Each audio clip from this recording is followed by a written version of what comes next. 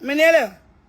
Kuna watu tumekaaga sisi kama tulisoma zetu Cuba. Mimi nikikaa na simu yangu dakika 5 naingiza hela zaidi ya $1000. Inanitosha shoga yangu, sina shida ya $10,000.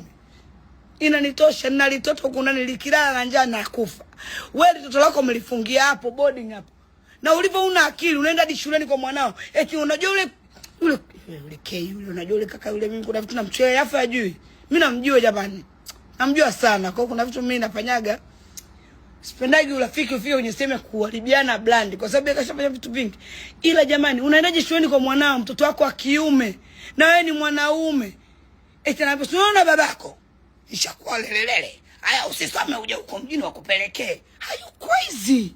Manika, you crazy. Mapaka you know normal. Mimi tangu nilijua hicho kitu nisemaga wewe huyu sio mzima. Anamwambia mwanae tena muonya.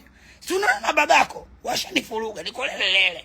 Kwa ufanya ukija huku usome.